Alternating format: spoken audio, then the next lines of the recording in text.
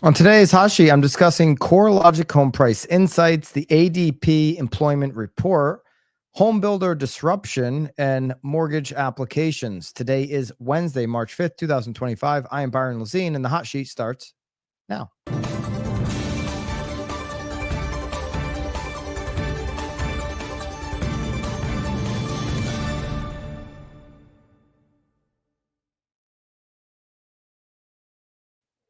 Good morning. Welcome into the hot sheet. Let me know in the live chat which market you are tuning in from today.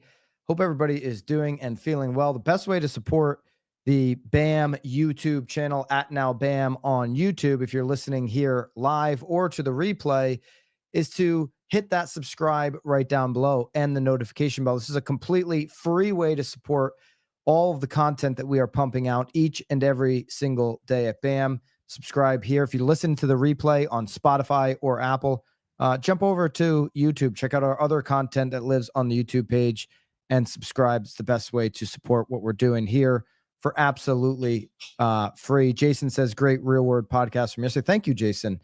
Much appreciated. We had a real word. If you're looking for the industry updates, the news, every week we put out the real word podcast right here on that channel on Tuesdays. Yesterday, we were talking about the Zillow escape from the Rex lawsuit that has gone on for about 4 years now.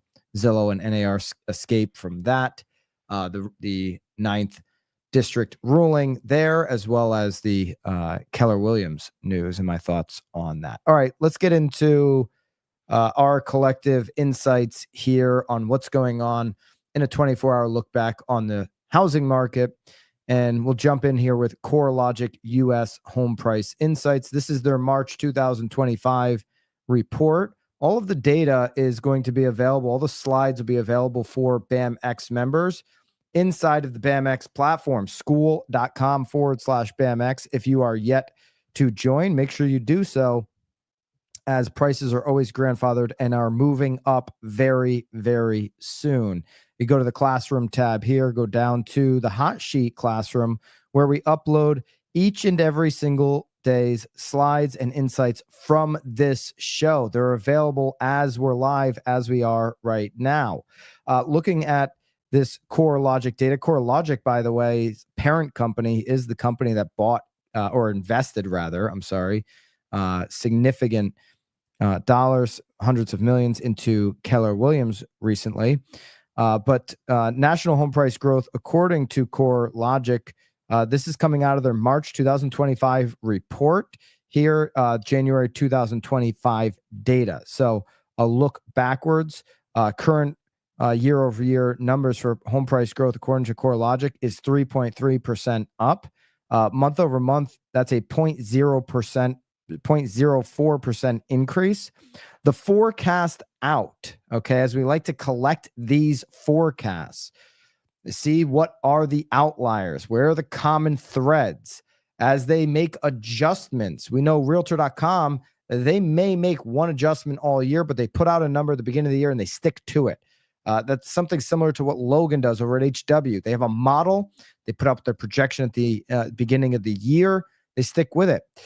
There are a lot of other analysts that are going to make adjustments month to month. How are those forecasts changing? As we look at new administrative policies, as we look at impacts on the economy through tariffs, big conversation point last night in the address to Congress. As we look at mortgage rates, which are trending in the right direction right now, how do those impact those forecasts? Do those in 30 days start pushing these forecasts up? Right now, CoreLogic coming in at a 3.6% forecast for home price growth, and that's a January to January number. So that's a true right now up to the minute 2025 number from CoreLogic at 3.6% forecasted home price growth. There are going to be areas like the Northeast, and we'll showcase from CoreLogic's data why the Northeast would probably grow more, outperform that 3.6%. And then there'll be areas, some of the cooler markets, the southern belt states, some of these Florida markets that would expect to even possibly see a decline. For your market right now, would 3.6% home price growth be an overperforming of your expectations. This is a national number with 3.6 over. You can just put over in the live chat if you think that would overperform your expectations for your market over the next 12 months, or would it underperform? Are you one of those markets that expecting bigger gains? Okay. Current median sale price on single family homes, according to CoreLogic, is coming in at $375,000. The income required to afford median priced homes, according to CoreLogic, is less than what you're seeing out there from other analysts. Okay. I've seen numbers up over 100,000, but CoreLogic's number for income required to afford median priced homes is 83,400 based on their median sale price on single family at 375,000. National single family home price is expected to reach a new peak in March 2025. So home price is expected to reach a new record peak, according to CoreLogic's analysts, coming up here this month, right here in this month. So if our prices, what are prices going up? Well, CoreLogic says we're about to hit another record here. And here are some of the high risk markets for their home price trends. They've identified Winter Haven, Florida, Phoenix, Arizona, Tampa, Tucson, and West Palm, Florida. So 3 out of 5 Florida that have the high risk market that they've identified. And you see that here's the trends. You see West Palm still moving up, even though it's a high risk market. You see that you've got Phoenix now is, kind of, they had their peak in 22, but they've been generally moving up or sideways here.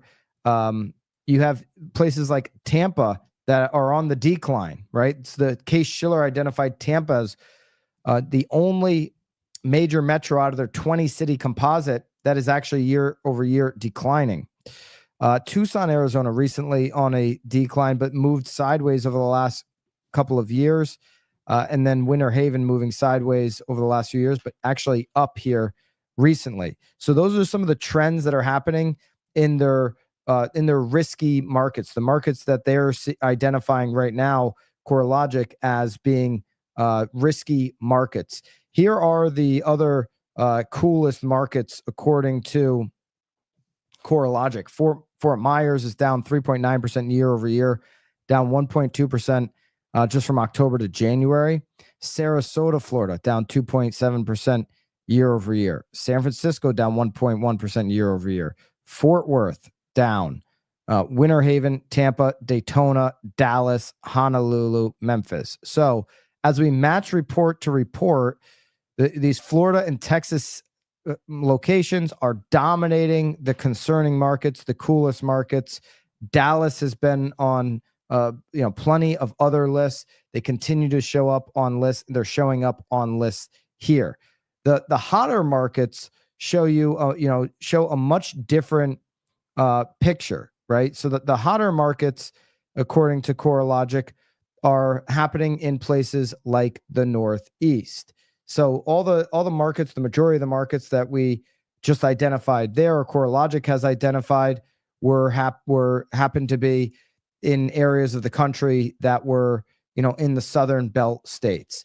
If we look at the 10 hottest markets now, where are the majority of them? They're Northeast, they're New York, they're New Jersey, they're on Long Island, which Bobby thinks should be the 51st state. I disagree. It should. I think Long Island in the chat. Let's go. But I think we could actually do our friends up north a favor, and instead of Canada being the 51st state, say, no, you're a great country. We respect you. You're going to remain a great country. And as a gift for our unpoliteness, we're going to just donate you Long Island. Okay. We're just going to. I said this to you the other day. We would be there, Alaska. Yes. Long Island.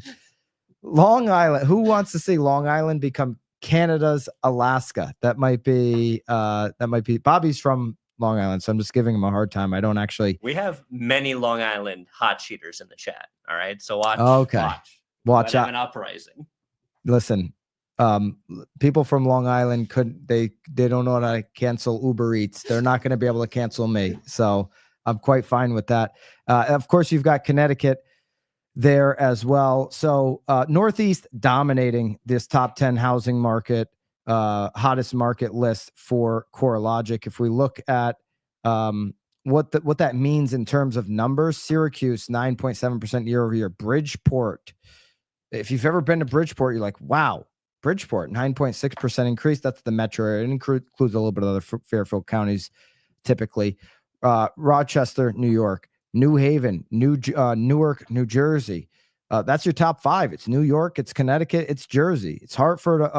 They're at 8.1% year over year. San Jose, the only Western metro area city that is on the list for hottest markets. It's San Jose, 8% year over year, 0.9% October to January. Lake County, Illinois, you're only Midwest, and that's 7.7% year over year, 0.1% October to January. Buffalo, New York, and then Manhattan are your top 10 hottest markets according to CoreLogic. And then just going back to the coolest, looking at the map, it's all Southern Belt states. You have the outlier in California, being San Francisco, and then the Honolulu outlier. Everything else is in those Southern Belt states. Okay, so which areas right now are affordable? Affordability is the big talking point when it comes to real estate right now, tracking the top 5 highest and lowest U.S. median sale price. The most affordable happen to be Johnstown, Pennsylvania, 110,000. Danville, Illinois,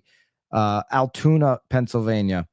You have this West Virginia and Ohio cities that are tied, or towns at 150,000, and then Cumberland, Maryland, coming in under 150,000, and then flipping over to the least of affordable markets: San Jose, San Francisco, Anaheim, San Rafael, and Napa, all California on the list per CoreLogic. They're the top 5 for the least affordable, which makes them the least available to everybody else, and lowest U.S. median. This is based by U.S. median sale pricing per CoreLogic. Okay, here are the markets to watch right now with a very high risk. So as we move forward, this is what CoreLogic's crystal ball says on what they're looking at as high risk markets. Okay, it's Florida dominating the list, and Arizona on the list as well. It's Florida, it's Arizona, it's places they're building, it's places inventory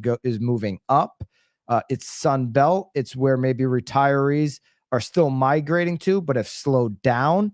You know, when we talk about yesterday we talked about how many more homes were added, 1 million and up.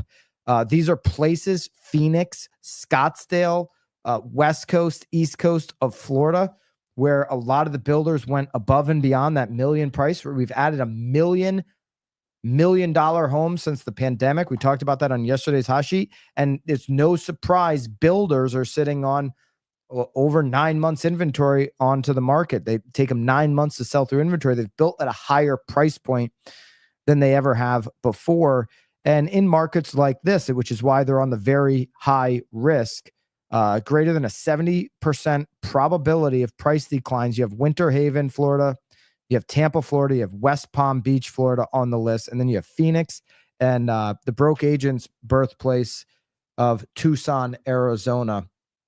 That's what they're known for. Not for the University of Arizona, but for the birthplace of the broke agent. All right, there's just a statue of Eric in the middle of town. Yeah, there's a statue of Eric, and then there's a statue of the broke agent in the middle of Tucson. I've been to Tucson, and it's a very nice place. The people of Tucson are great. I love Tucson. I enjoyed my time there. The golf is fantastic. The weather's beautiful. Obviously, Tucson is a beautiful place, but just so happens there is a statue of the broke agent, and then somebody put a jockstrap over his face, and then they never took it down. It's just disrespectful. It's very rude. It's incredibly disrespectful. Let's go to Selma Hepp here, chief economist from CoreLogic. Flattening home price changes over the last 6 months suggest further price deceleration is ahead. More importantly, compressed monthly changes highlight the general lack of home buying demand that continues to characterize the current housing market, while this year's cold winter. So Nicole says this to me on The Real Word a few episodes ago. She's like, well, things aren't moving that fast because of the cold weather. I'm like, that's because you live in the Northeast. Not everybody's dealing with cold weather. Trust me. Yeah, she's been saying that all the time. She says it all the time. Yeah.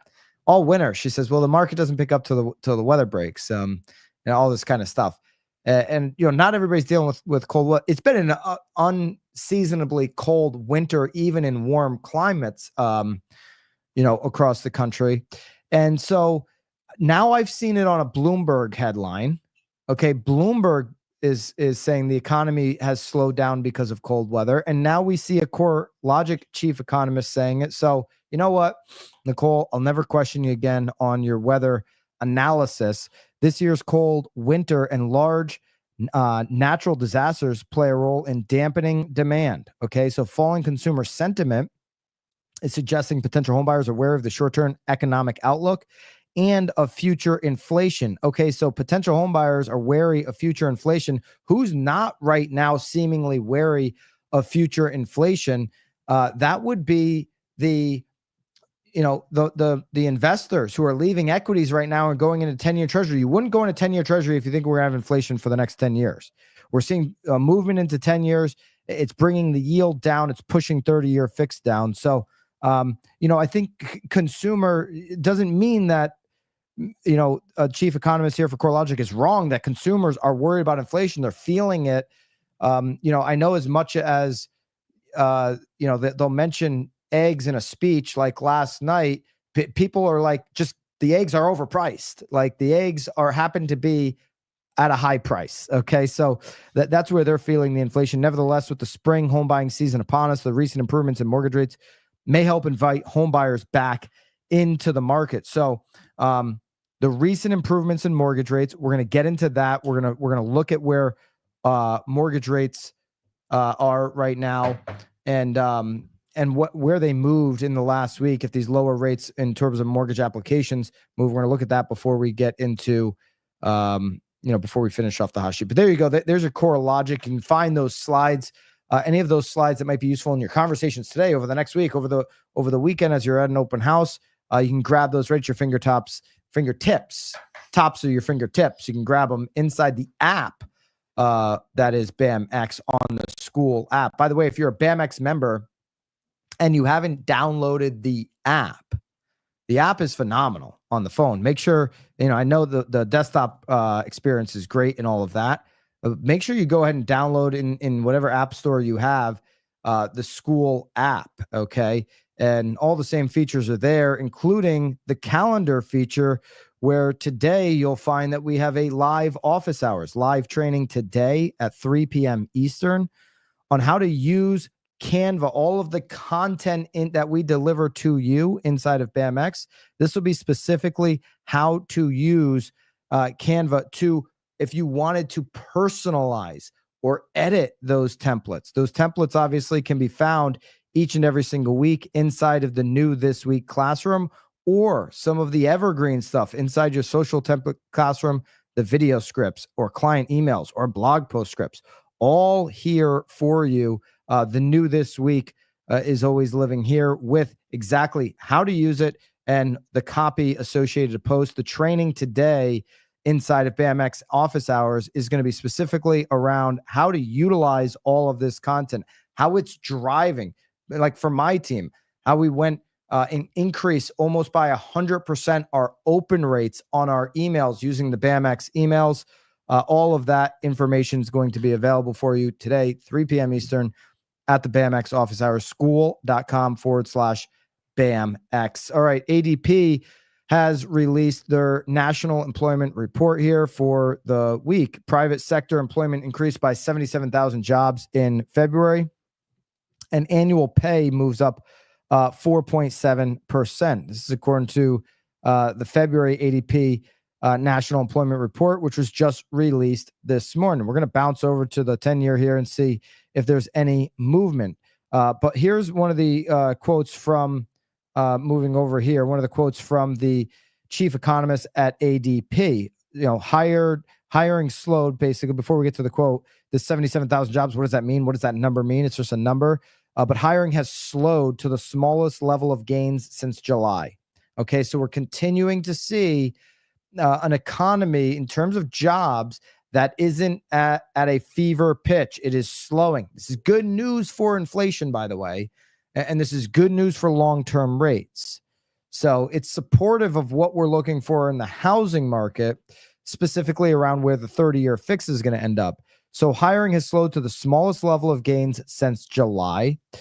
Trade and transportation, healthcare, education, and information showing job losses. Small business employment also fell. Okay, so despite some of the, like last night, the address to Congress opened up with the golden era has begun.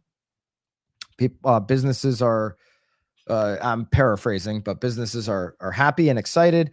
Well, in the short term, right now, businesses are not hiring at the rates they previously were, and we had the smallest level of gains since July, according to ADP. Neela Richardson, the chief economist from ADP, says, are you down with, what is it, DPP? What is that? OPP? OPP. You down with ADP and Neela Richardson? Well, listen to this. Policy uncertainty and slowdown in consumer spending might have led to layoffs or a slowdown in hiring last month. Our data combined with other recent indicators suggests a hiring hesitancy among employers as they assess the economic climate ahead. There's a lot of moving parts right now. Are tariffs going to have an immediate impact? I saw on, not on TikTok, because I didn't go on TikTok, but it was a TikTok like reposted to maybe X or to Instagram or something. In Canada, there was a pack. I call them package stores, a liquor store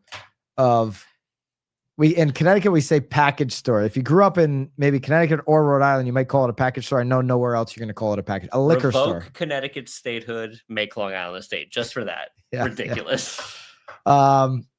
By the way, Long Island Sound might get renamed to the Connecticut Sound. I'm hearing that's just something I'm hearing. But anyways, I saw this clip. Maybe you can find it, Bobby, of this liquor store in Canada, and they were pulling off the shelves American bourbon. Like they've already purchased the bourbon. They have the bourbon. It's on the shelves. And obviously they can sell that bourbon. It's already in Canada. You don't pay the tariff until after it gets, if it got shipped after the tariffs are implemented. And so they were like so emotionally triggered that they refused to sell. I thought was crazy. It's like, hey, you know what? Since you don't want the bourbon anymore, I'll pay the tariff and mail it down to my home address. We should reach out to them because I will gladly, if they're not interested in selling it, I'll gladly take it. But so a lot of this appears to be emotional when you're going through online, the things that people are doing in reaction to. Kentucky bourbon and Tennessee whiskey are whisked from BC store shelves days before the U.S. tariffs hit. It's sad. It's a sad state. Our two countries rely on each other. All right. I don't need the tears, but the thing that's so crazy about that is there's a lot of emotions flying around. Okay. And this can weigh on consumer confidence, and we care about consumer confidence. We want a confident consumer. What we are entering right now is levels of uncertainty. Are the tariffs a negotiating stance? Are they going to stay forever and always? There's always been tariffs, tariffs on us, tariffs going in every administration. It's not something that is new. You go back to the 1800s, all we did. Yes, Brad, we'll have a BAMx bourbon bash. We'll have a BAMx bash with free bourbon. If Canada doesn't want it, we'll take it. All our Canadian friends are welcome to join us on the bourbon bash. And we'll just pay the tariff and get the free bourbon. That sounds like a great deal to me. But all this stuff is creating uncertainty, which is not what we want. Nobody wants the uncertainty in the consumer. So there is, and this was mentioned last night in the address to Congress. The new president said this multiple times. He said there's going to be an adjustment period, an adjustment period, an adjustment period. I don't know if that'll actually get covered or not. Or maybe you listening to this don't even believe those words, but that's what he said. And we'll see how it plays out. He said there's going to be an adjustment period. Well, in that adjustment period, as the economy is adjusting to all of these new policies, which no matter who you voted for, there has been a rapid fire changing of policies over the last 6 weeks, there has just been a slew of new changes. Okay, so there will be an adjustment period. I think it's like common sense to say you make this many changes, there's an adjustment period. And what's the other side of the adjustment period actually going to look like? Well, one indicator from investors is that they're moving into safe. They're moving into safety. You can argue, hey, they're moving into the safety because there's so much uncertainty right now. Thank you. No, thank you, CNBC. You could also argue they're moving into safety because they believe over the next 10 years that we're not going to be dealing with inflation as an issue, as a primary issue. There are some analysts that believe actually tariffs bring down inflation. Now, the tariff thing, you've got to be so careful. You have to be so careful. If you follow an economist who is, certainly economists should be down the middle. I actually asked GPT this about the Redfin economist. I'm like, hey, she is predicting that this Florida listing, go to her X handle, or I'll go to the X. I know exactly where it is. This is where you have to be careful with economists. Okay. Not to go down a rabbit hole too much here, but you've got to be really careful with economists right now. I'm at Byron Lazine on X. If you'd like to connect with me on there. So here's the Redfin chief economist. In this video, she says that she can guarantee what's going to happen in the future. Okay, there's a $285,000 home listed on Redfin in Florida, and says guaranteed in the next 15 years, this thing is going to be underwater. It's going to be swimming in the ocean. Now, it possibly could. There's a flood risk on it. There's a risk building directly on the water. This 8-bed, 12.5 bath, 50,000 square foot home. Certainly a risk. It's on the market right now for $285,000. But I asked GPT, I said, shouldn't economists be making guarantees like this? And GPT said, no, they shouldn't. And what economists are also doing that they shouldn't do, including this one, they're making very much political statements through their view and their lens on tariffs. Okay, like, look at this chief economist here. Unless we wake up from this collective tariffs nightmare, the reality is recession. So that is a standpoint driven by, if you follow Daryl on X, you'll know within seconds that this is a political activist as well as an economist. You'll know exactly where that economist sits on the tariff thing. Then you've got right-leaning economists all over the internet that says this will bring down inflation. Okay, so the economist projections on tariffs, they're all that. They're just guesses. None of them actually know what's going to happen, and none of them know what the administration is actually thinking. Meaning, is this a negotiating? Are they playing high stakes poker right now? The reason they don't know what's truly going to happen with inflation is they can't answer this question. Is it going to truly drive up American innovation to the point where we outgrow the projections of GDP? Or is it going to create stagflation? They don't know because it just hasn't happened. And what has to happen is these tariffs would have to stick for a long period of time. And you're not going to see the impacts of it for a year or 2 years. We don't even know if they're going to stick. So a lot of uncertainty right there. What's helping particularly the housing market with the uncertainty is the flight to safety. Now, you wouldn't fly to safety being the 10-year treasury if you thought over the next 10 years, America was going to be dealing with high levels of inflation.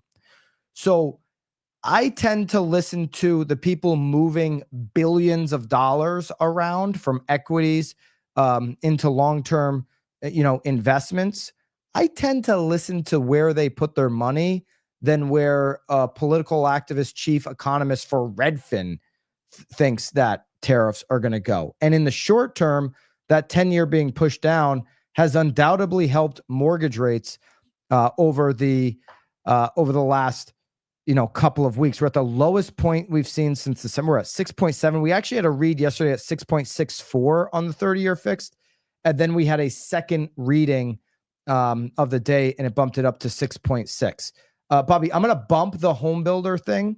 Okay. Actually, you know what? I'll get into it, and we'll get into it quickly here. Lance Lambert reporting, because this had a lot to do with the conversation last night in Congress. It was certainly, I listened to it on 1.5 speed in the gym this morning. Did not stay up that late. It was still 45 minutes long. It was still long, of course. And obviously, immigration, something that the administration ran on, was a big point. But how's that going to impact the housing market, right? We were told by the administration that housing would actually be cheaper by deporting illegals. I completely do not see a correlation there. But one place that will impact potentially home prices to go up is if you lose construction workers. Well, so far, home builders haven't seen much disruption from those deportations yet. This is according to a John Burns Consulting finding. 13% of the U.S. construction workforce is estimated to be undocumented, and that includes 23% laborers. And you can see here, single-family housing, the heat map. I'm sorry, that's a different thing there. Let's go to this. This one tells the story. This is available for you inside of BAMx. Largest occupations for undocumented workers in construction, according to a 2021 report by the Center for American Progress. You've got share of undocumented drywall at 38%. If you've ever done drywall, I've done it. It's been years. It's been 20 years since I've done drywall. Not a fun job. Okay. Think about some of our, think about maybe some of our liberal arts students, now not being able to find a job that they were, maybe promised in university, and then they got to go pick up a drywall job. You think liberal art degree has prepared them for drywall installing? I don't think so. That's very difficult. That is a hard job. Roofers, that's another hard one, especially where a lot of the roofs are being put on. Where's the new construction? It's in the Sunbelt states. You get that sun in Arizona pounding on you, putting on a roof. 32% of the share of roofers are undocumented. Painters, 29%. Bricklayers, man, talk about a hard job there. 25% undocumented. Carpet, 24%. Carpenters, 19%.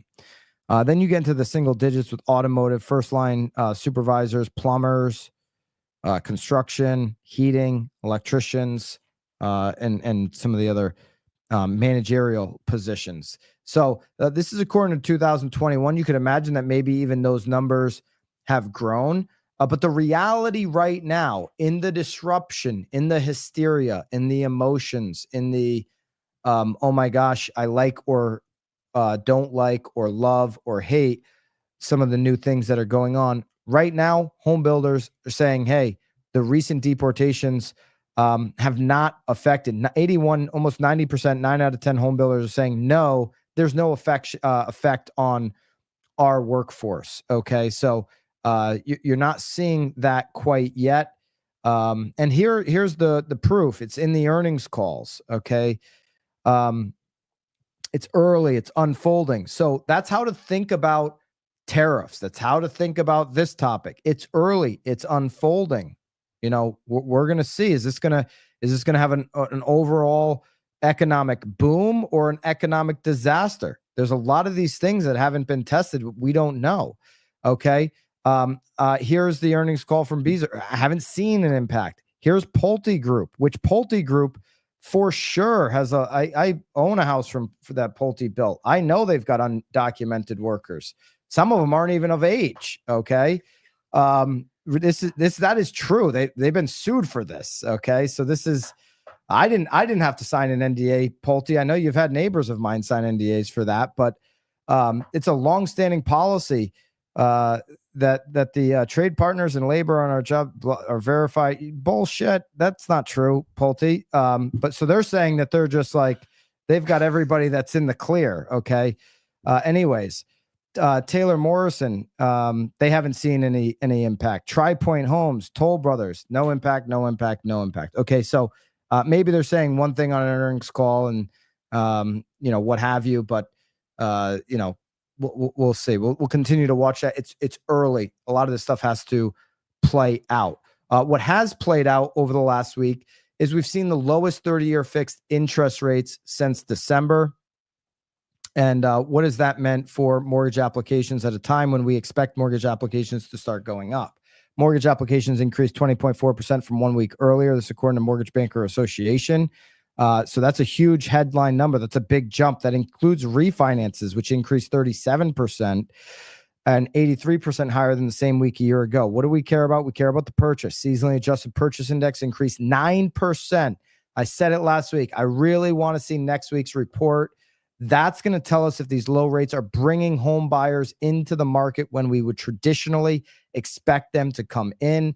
Here in the beginning of March, a step up at 9% from 1 week earlier on the mortgage purchase application.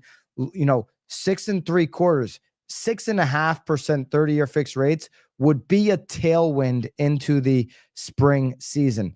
This was 2% higher than the same week a year ago. So don't, giddy up on your horse and get to celebrating too early, but very good numbers there week over week for sure.